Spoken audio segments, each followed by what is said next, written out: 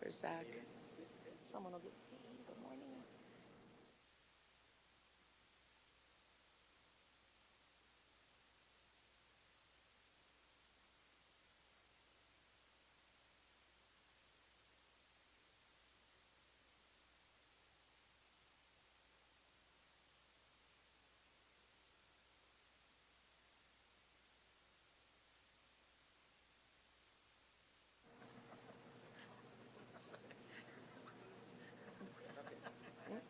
What? Oh, yeah. My notes are wrong.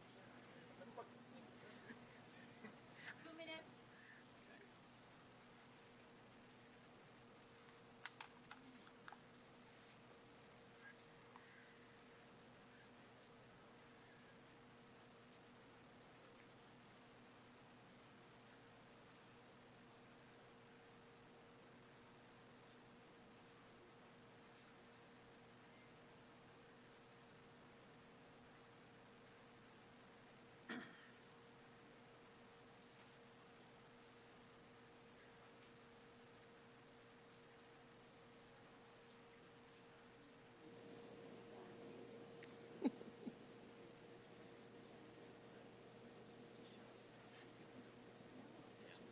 Not yet.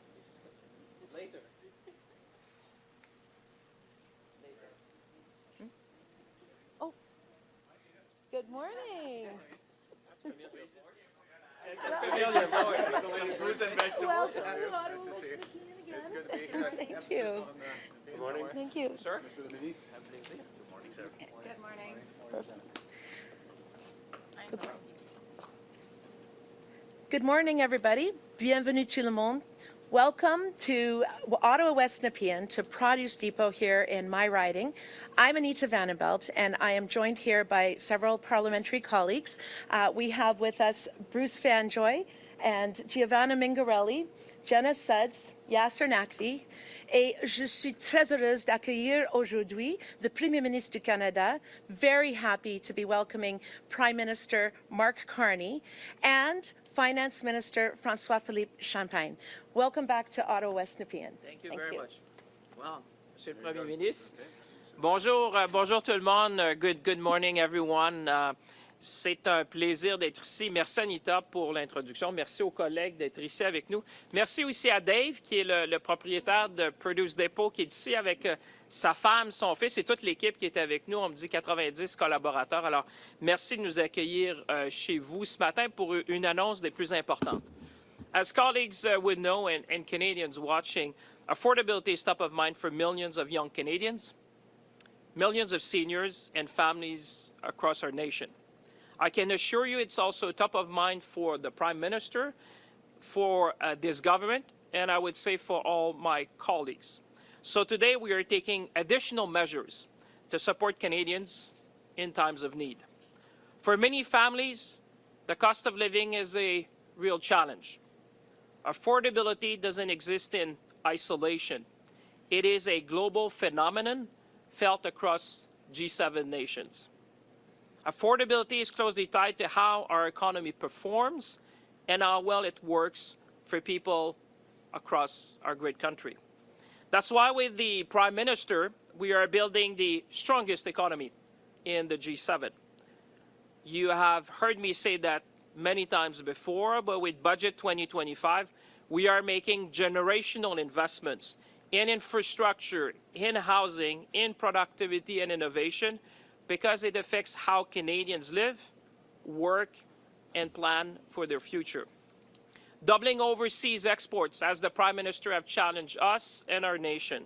Supercharging major project development, building one Canadian economy, and maintaining Canada's tax competitiveness all have a tangible impact on our standard of living. Taken together, these measures will enable more than $1 trillion in total investment in our economy by 2030. But we also recognize We are very well aware that these are medium and long-term efforts that we need to do together. Right now, many Canadians are facing immediate challenges at the end of the week, at the end of the month, and our responsibility is to help bridge peoples through this moment. We need to provide the bridge to people while our broader plans takes hold.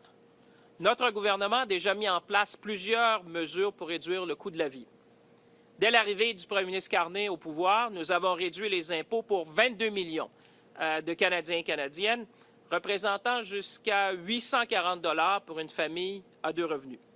Nous avons mis fin à la taxe carbone sur les consommateurs, ce qui a permis de réduire le prix de l'essence d'environ 18 cents le litre dans la plupart des provinces et des territoires. Nous continuons de réduire le coût des services de garde, une mesure phare de notre gouvernement, faisant en sorte que les familles de plus de 900 000 enfants puissent économiser des milliers de dollars par année.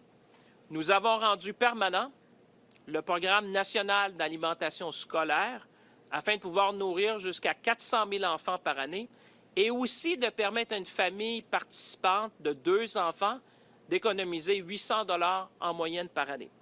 Et nous mettons en place des prestations fédérales automatiques pour 5,5 millions d'individus d'ici 2028 pour que les Canadiens reçoivent simplement et de façon fiable l'aide à laquelle ils ont droit. As you all know, affordability is a central measure of our economic success. Raising our collective standard of living is the central objective of our government.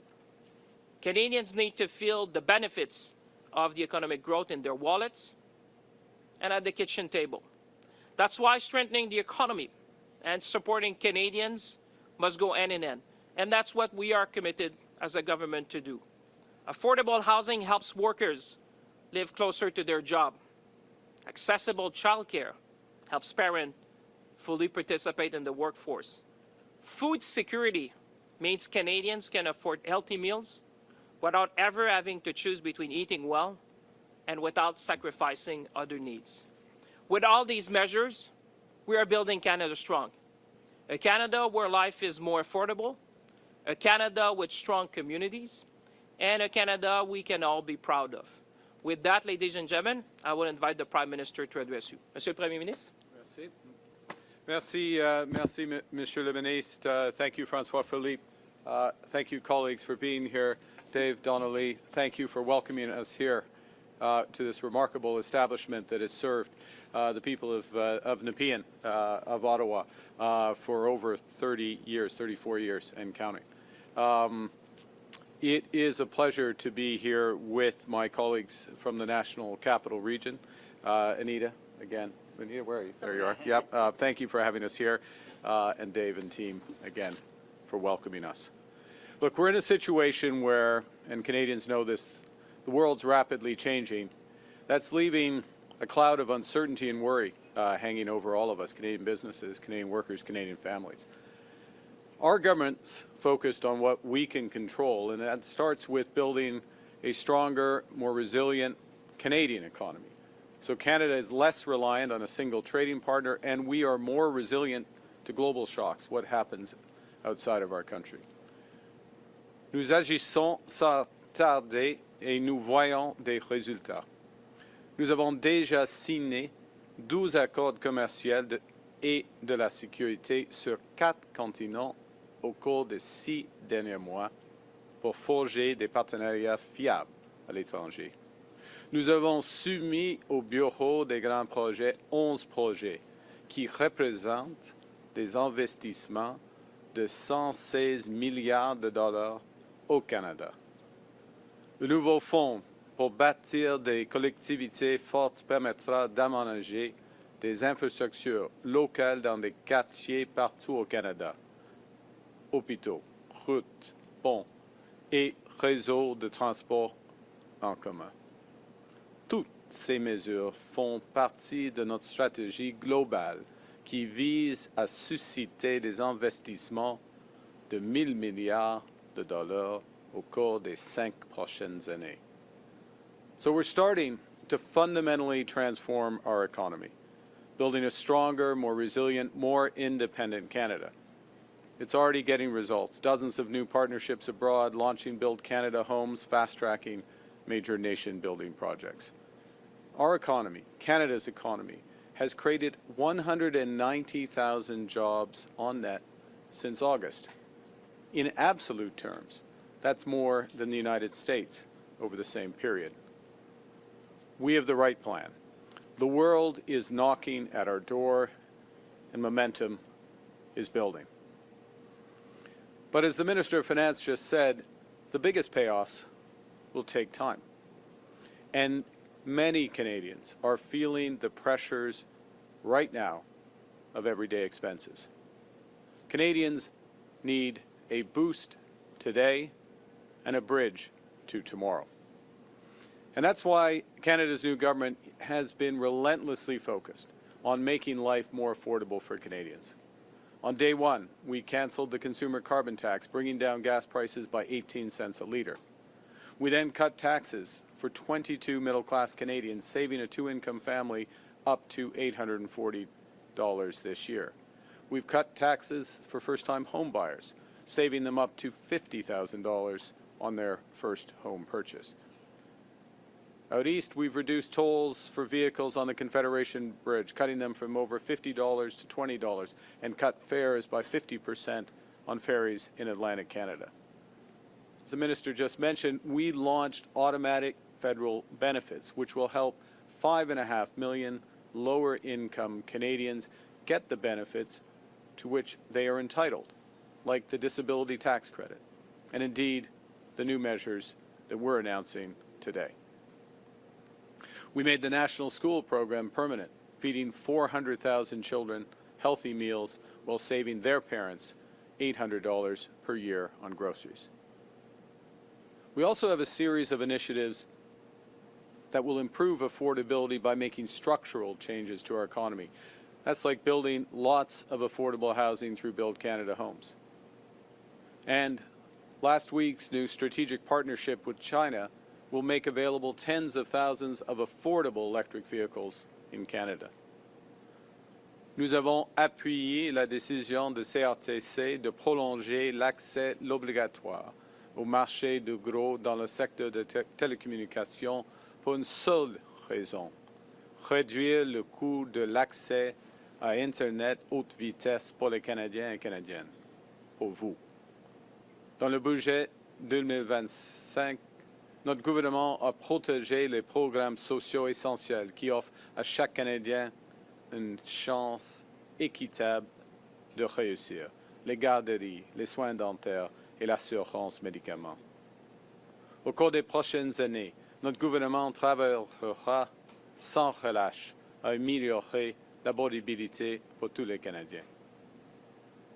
Now, bigger picture, overall inflationary pressures are easing. The consumer price inflation rate is back in the Bank of Canada's target range, and average wages in our country have consistently grown faster than the rate of inflation since this government took office. Fees for childcare across Canada have dropped by around 35% over the last 3 years, thanks to our childcare program. The average cost of cell services has fallen by more than 40% since 2020. That is, if you're able to switch plans. Gas prices have dropped by 14% from where they were a year ago, helped by that elimination of the consumer carbon tax. That's all good news. And with our economic plan kicking into gear, there's more good news on the horizon. But at the same time, for many Canadians, the cost of groceries and everyday essentials has been too high for too long. They need more support now. The pandemic caused inflation to spike worldwide, pushing up those costs of groceries and essentials, including rent. Global supply chain shocks, subsequently shocks caused by tariffs, weather events from our changing climate, and geopolitical disruptions have caused food prices to rise faster than overall inflation.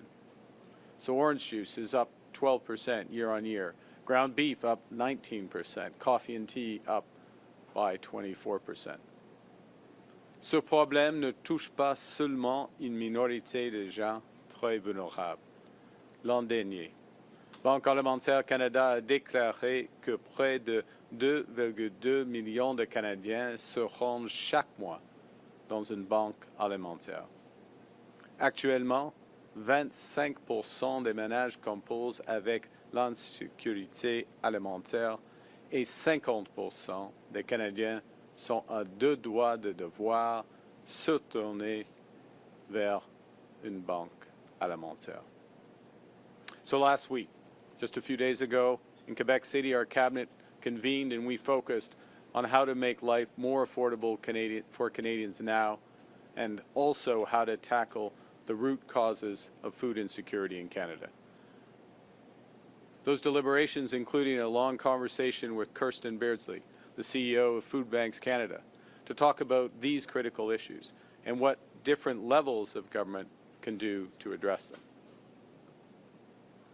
You know, one of the best things, and there are many great things about our country, but one of the best things about our country is that we look out for each other, that we believe our economy is strongest when it serves every Canadian. So we're acting today, Canada's new government is acting today to provide a boost to those Canadian families who most need one, while creating a bridge to longer-term food security and affordability. Everyone pays the same GST on items that they buy, no matter how much money they make. But since groceries and other essentials make up a larger share of the budget of lower-income Canadians, the GST puts a higher burden on those less well off. The GST credit has helped to make our tax system fairer by returning a portion of the federal sales tax to Canadians with lower incomes, providing relief for people who feel the extra cost at the checkout most acutely. The rise in food prices means that a lot of these Canadians need more support right now.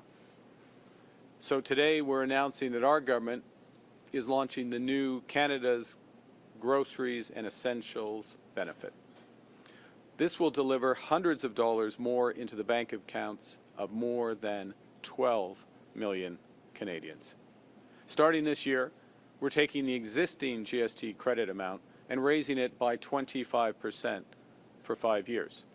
And in addition, we're providing a one-time payment equivalent to 50% of the GST credit this year.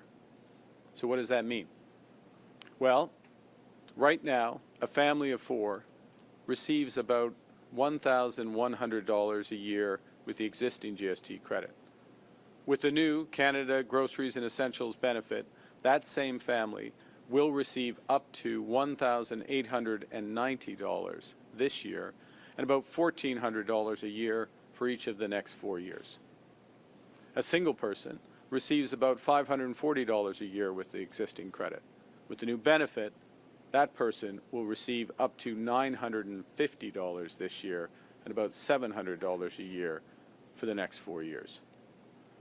On average, these payments make up for the higher level of food prices since the pandemic.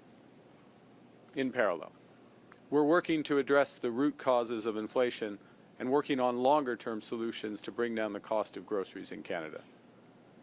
That starts by improving the resilience of our supply chains.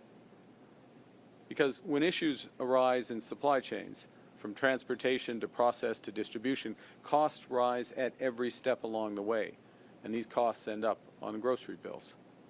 Tariffs, for example, are part of that problem.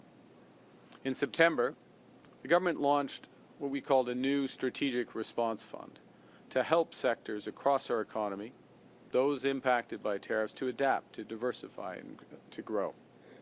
And today, we are committing $500 million from this fund to support capital investments to help food businesses expand capacity, increase productivity, and strengthen our food supply for the future. In addition, our regional tariff response initiative will provide $150 million for small and medium-sized enterprises to do similar things.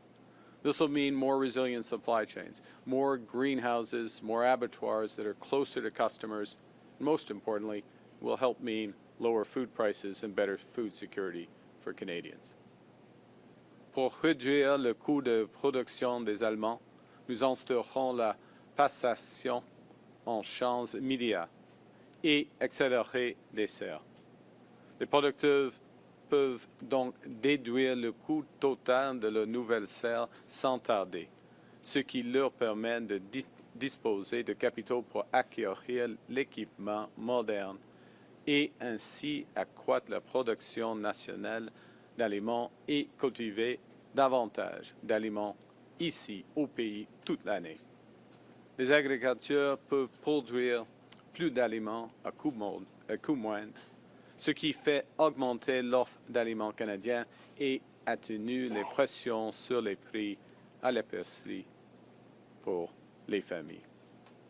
To address the root causes of food security, we're developing a new national food security strategy that strengthens domestic food production, improves access to affordable, nutritious food.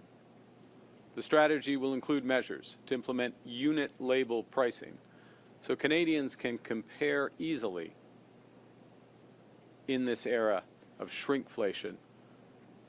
We're also going to provide support for the Competition Bureau in monitoring and enforcing competition in our market across the supply chain. And we will include new measures to strengthen food security in the North, where food insecurity and affordability challenges are felt most intensely. To ease immediate pressures for food banks, we're providing $20 million in a top-up to the local food infrastructure fund. This will help boost community food programs and deliver more nutritious food for families in need. Canadians are generous people. We take care of each other, particularly in times of need. We know we're stronger together. And during this time of global turmoil, Canadians are coming together to build Canada strong, to build a more independent, secure, and prosperous country, a country that works for all.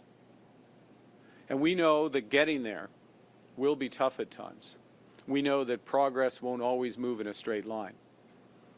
So we know that in times like these, we don't just have to look out for ourselves, we have to take care of each other. And that starts with everyone being able to put good food on the table. That's why the government's working relentlessly to make life more affordable for everyone. That's why we're stepping up today to help people who need it the most.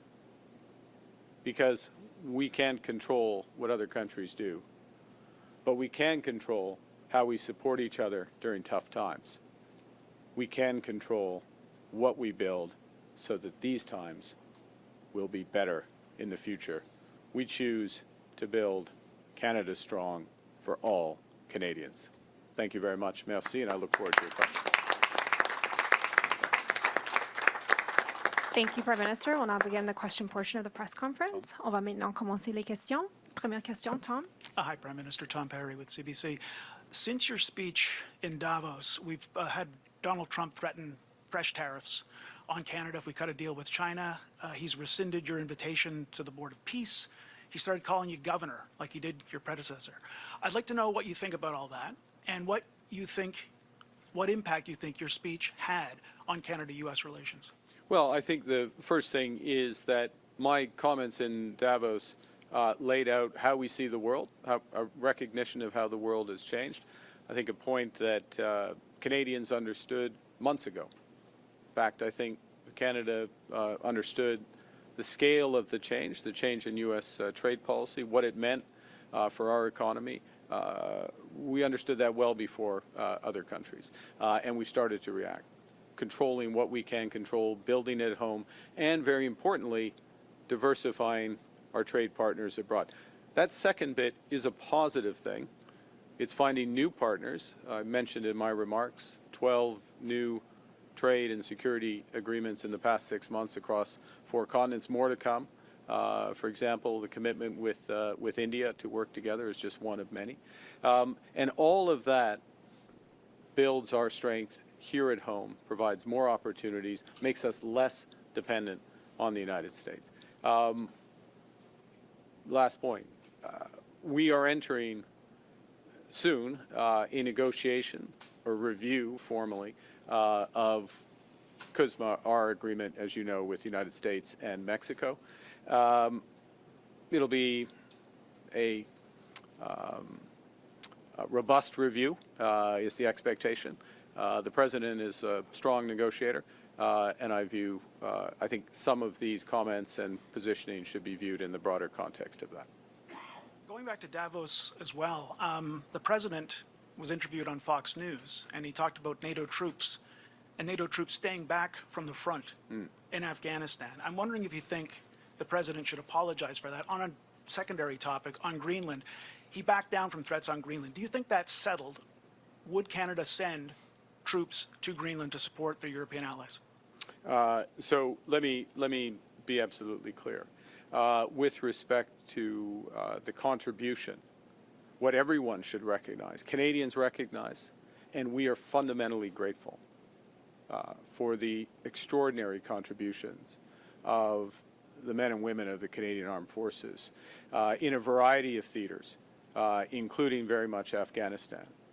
We were the first to invoke Article 5. We were the first to send support after 9/11 to New York City.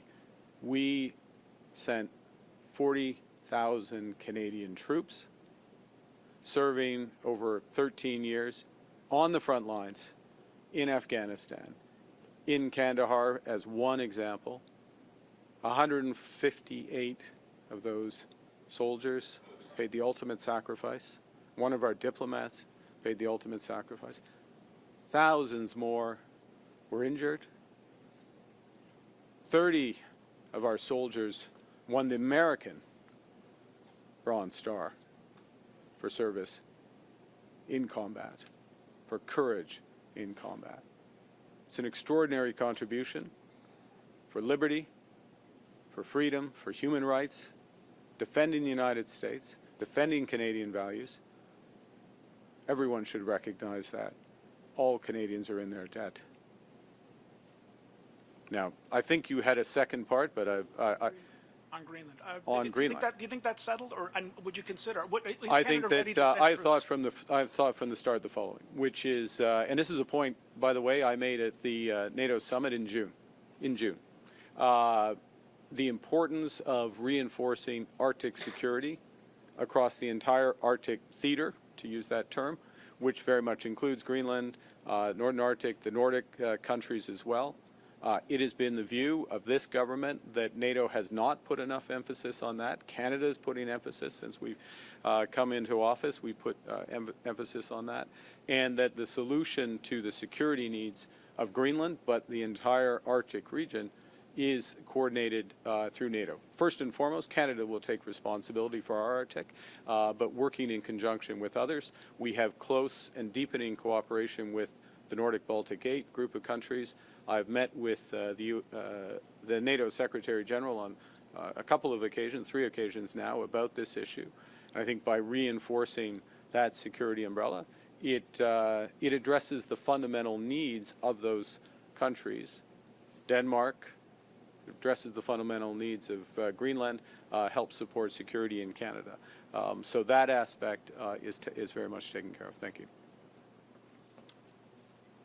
Morning, Prime Minister. Mike with CTV News. I just wanted to follow up on what Tom was asking. Are you offended by being called governor? I mean, I think in this role you get called a lot of things, a lot of time, and I'm not going to comment on every tweet or truth or comment from whoever. So I can handle it. As a follow-up, but I do think this point about our troops is fundamental, and respecting our troops and the contribution that they've made. I want to follow up on what you were saying yesterday outside of cabinet or caucus. You said that Canada isn't pursuing a free trade agreement with China. What efforts are you or your ministers making with the Trump administration to communicate that to them so that those threats of tariffs stop? Well, I interpreted the president's comments exactly that way, which is looking forward to were we pursuing a deeper free trade agreement. We've made it clear. My fellow members of cabinet, ministers, have made it clear to their counterparts that that's the case. We've made the public point.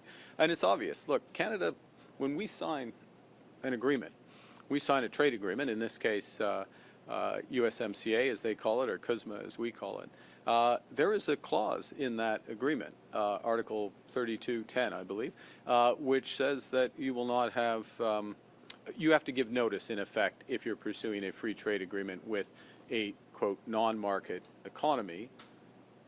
That's in the eye of the beholder who defines it, but it's a definition of any of the other parties who see somebody as a non-market economy. China is one of 15 or 17 economies that the U.S. views as non-market. I can understand why they say that.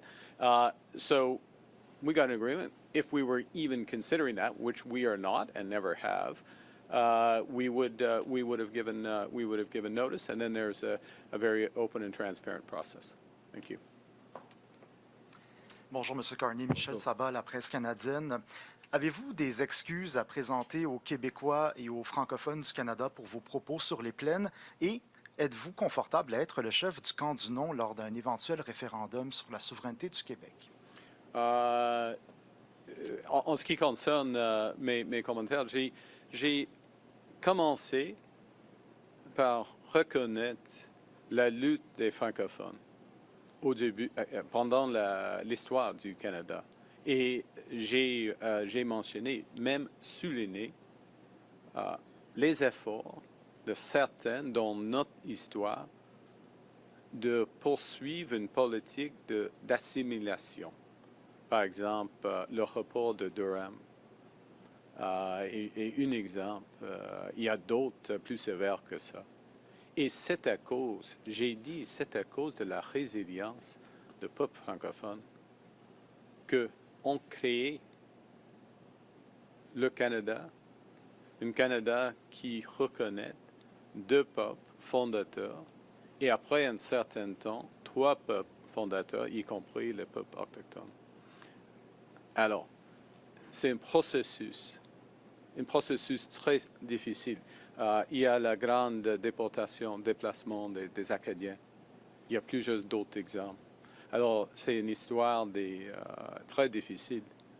Mais avec temps, on a protégé et après une autre période de renforcer la langue française, la culture québécoise, la culture française, les institutions comme le Code civil et d'autres institutions.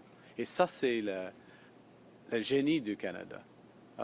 Et maintenant, le Canada n'est pas parfait, mais il y a une manière de vivre qui est mieux.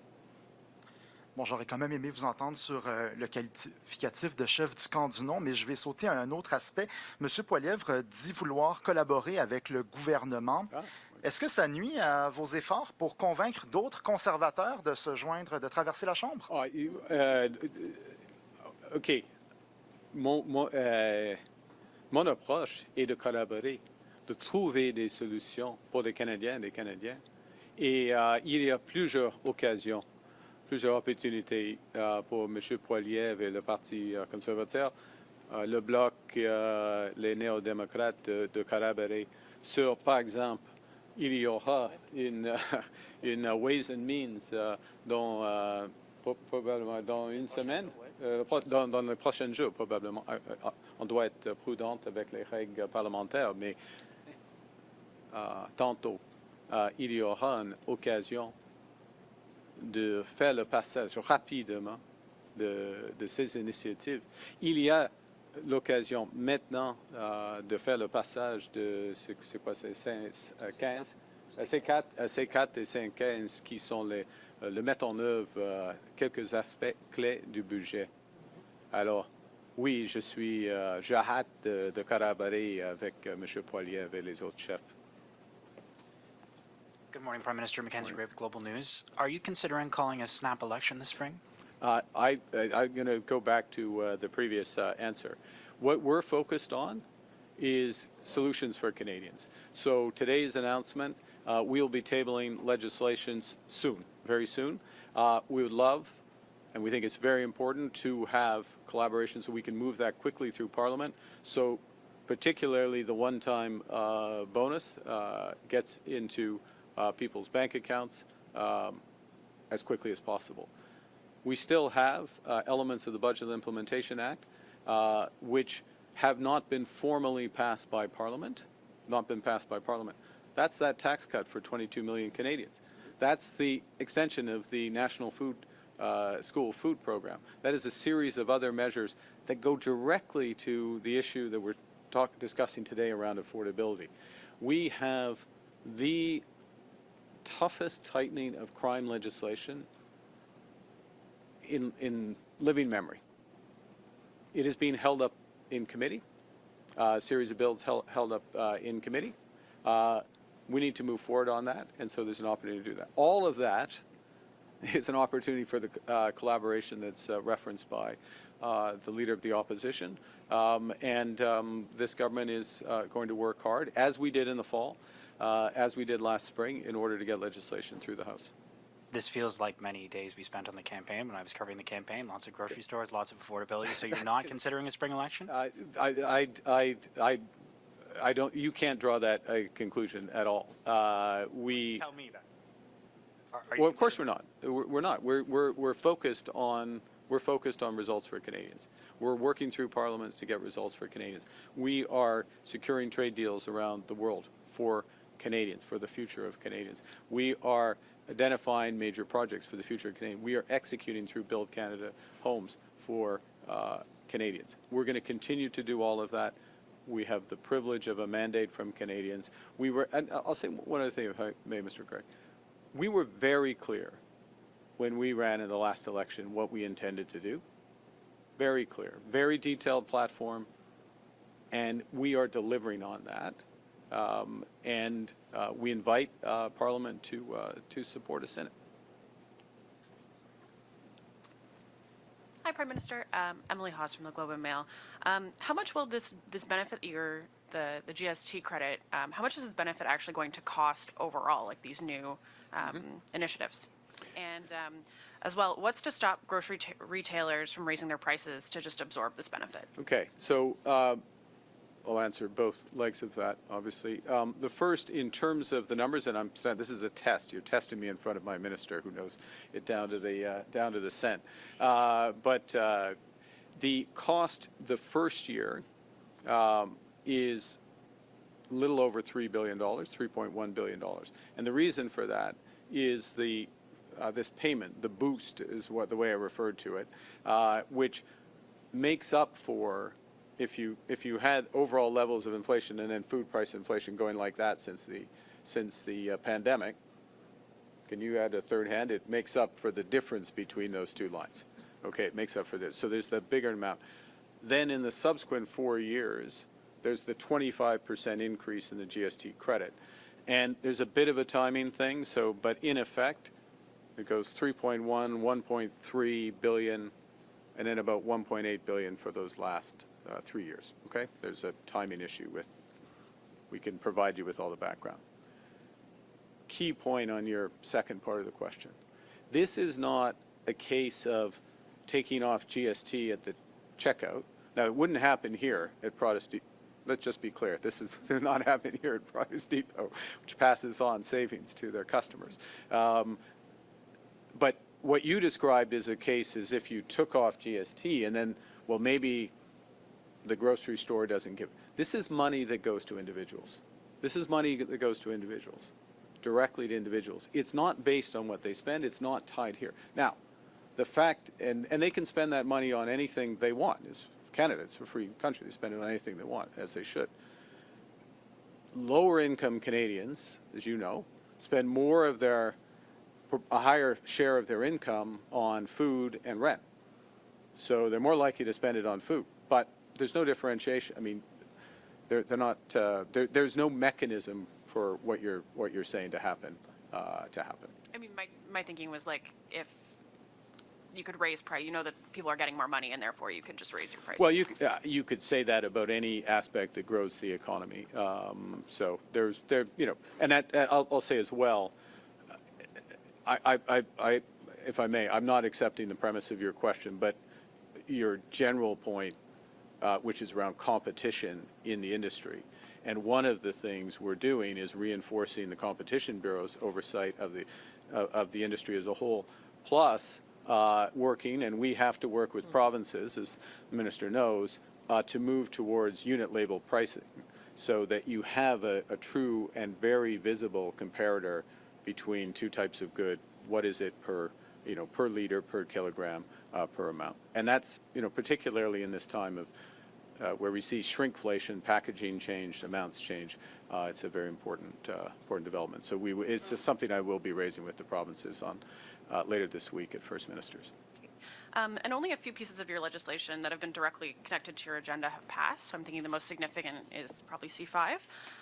You're doing many things via regulation instead.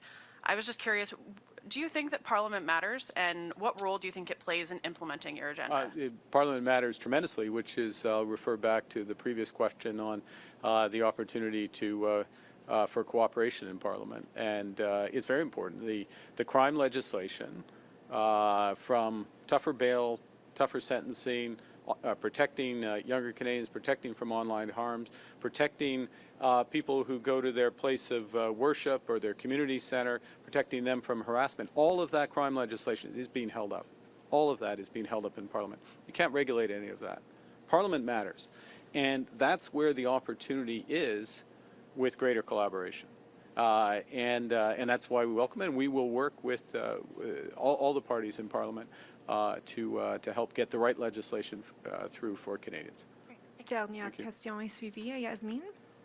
Yasmine Mehdi avec Radio-Canada. Je veux d'abord vous entendre sur votre discours à Davos, à la lumière des menaces de tarifs de Donald Trump, qui vous a appelé gouverneur Carney. Est-ce que vous regrettez certains passages de ce discours? Est-ce que vous êtes allé trop loin? Pas de mots. Non, pas du tout, parce que j'ai décrit la situation actuelle. Il faut être honnête. Ça, c'est la situation actuelle. Que quelques puissances, quelques grandes puissances utilisent l'intégration pour la cohésion, de changer les politiques d'un pays ou d'un autre.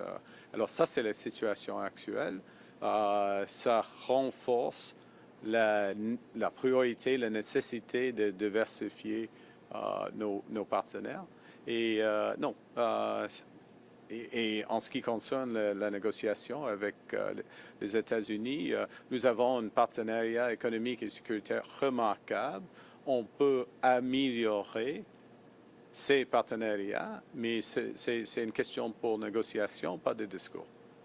Et par rapport à ce que vous annoncez aujourd'hui, cette mesure fiscale, d'abord, est-ce que c'est une mesure électoraliste? Non. Et ensuite, expliquez-nous pourquoi ça ne fait pas augmenter l'inflation. D'abord, est-ce que c'est électoraliste? Non, pas du tout. Pas du tout. Oui, parce que c'est un enjeu fondamental. C'est un enjeu fondamental. C'est une question de pouvoir d'achat, d'abordabilité de 12 millions de Canadiens et Canadiennes. Premier point. Deuxième point, c'est une mesure dans une série de mesures. Par exemple, nous avons commencé, le gouvernement a commencé avec la réduction des impôts pour 22 millions de Canadiens et Canadiennes. Et d'autres mesures comme cela. Alors, c'est une grande mesure dans une série de mesures. Il y aura des autres afin de renforcer et d'améliorer l'abordabilité des Canadiens. Parce que nous avons le bon plan pour renforcer notre économie, pour bâtir une économie forte. Mais ça prend du temps et les pressions d'abordabilité existent maintenant. Et dernièrement, pardon, juste expliquez-nous en quoi est-ce que ça ne va pas faire augmenter l'inflation d'injecter de l'argent dans les poches des Canadiens? Non, I mean, dans le... OK. Moi maintenant, et c'est difficile d'être Premier ministre et banquier central en même temps. Alors, je peux répondre à votre question. Il y a une question de l'indépendance de la Banque du Canada et il faut être prudent. C'est une question de l'offre et demande et l'équilibre entre les deux, d'augmenter le pouvoir d'achat et le pouvoir d'achat de 12 millions Canadiens et Canadiennes. C'est une bonne politique. Et ça va améliorer la situation. Ça, c'est clair. Thank you. Okay. This concludes our press Merci conference. tout le monde. Merci beaucoup. Merci. Did I get my numbers right? Yes. I know. Go on, Mike. I double checked it.